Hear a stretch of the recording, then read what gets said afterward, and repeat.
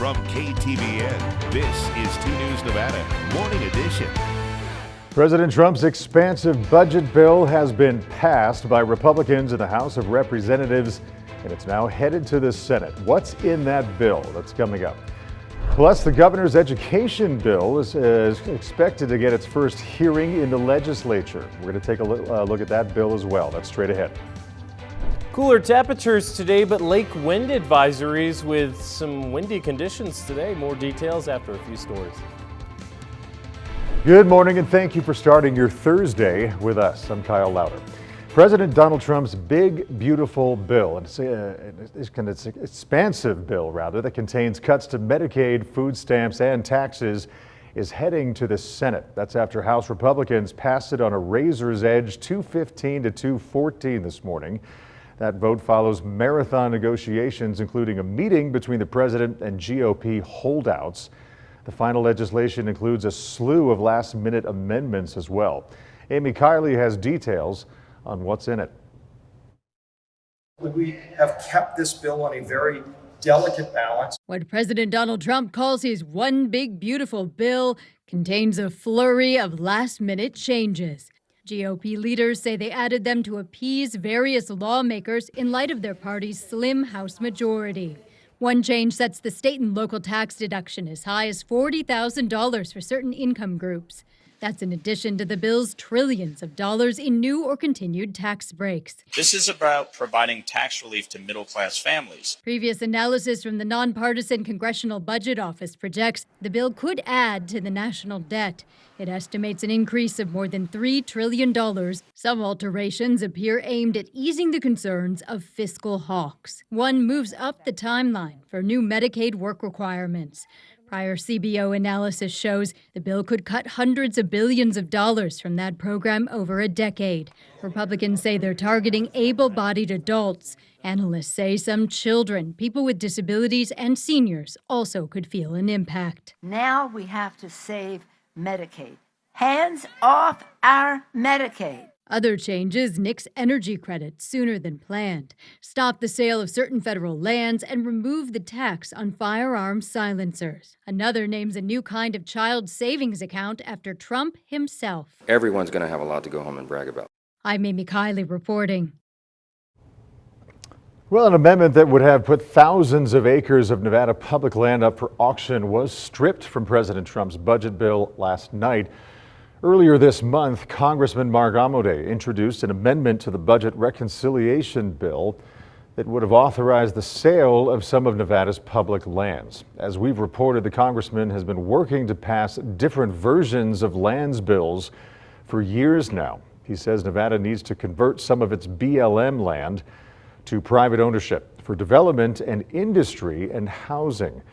However, opponents argue that doing that through budget reconciliation would have sacrificed public lands Nevadans use for hunting and outdoor recreation. They also say it would send the money from the land sales back to the federal government rather than earmarking it for use in Nevada.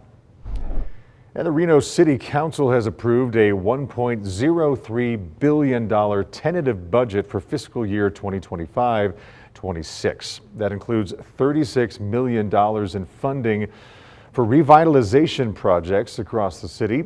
The only change to the proposed budget was to raise the cost of land use appeal fees from $500 to $1,200 so that they match what Washoe County charges. Mayor Hillary Sheevey says the council will be working on a process to waive that fee for those who can afford it. All right, let's check in with meteorologist Barrett Vincent now for an update on the weather forecast. Good morning, Barrett. Good morning, Kyle. We've noticed beautiful conditions this week, but guess what?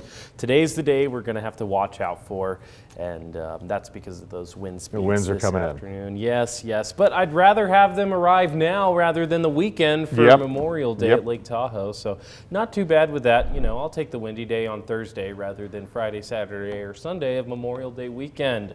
The wind speeds will start to crank up around this afternoon. After 11 a.m., lake wind advisories take over with winds gusting up to 35 miles an hour. 2 to 3 foot waves for Pyramid Lake and Lake Tahoe. So a windy day out there with cooler temperatures. Those winds pretty sustained around 25 miles an hour. So a bit of a windy day today, and beautiful conditions though for temperature. I mean 60s and upper 60s this weekend. Gorgeous out there for Lake Tahoe. So get out on the boat if you can for Memorial Day weekend. We'll be seeing a continuation of the warming trend so far with 52 degrees this afternoon, average temperatures with 70s, windy out there, leaving fire weather hazards with dry air and windy conditions. 70s take over right around lunchtime and continue this afternoon with beautiful 70-degree highs today. That'll continue tomorrow before 80s take over this weekend, 87 for Sunday. Also a 10 out of 10 on the UV forecast, so sunscreen's your friend at this time of year. Just a little bit of moisture to the north, but that will arrive until later. Thank you, Barrett. I'll take it from here. All right, we'll move to the Nevada legislature now. Governor Joe Lombardo's education bill is expected to get its first hearing today after being postponed earlier in the week. Now, this bill includes a tiered intervention system for schools and districts. Immediate action would be taken for those that are underperforming. That could range from improvement plans to having the Department of Education have state employees monitor the school or the district. The Nevada Accountability in Education Act also opens the doors for school choice, including transfers to charter schools and state-approved private schools.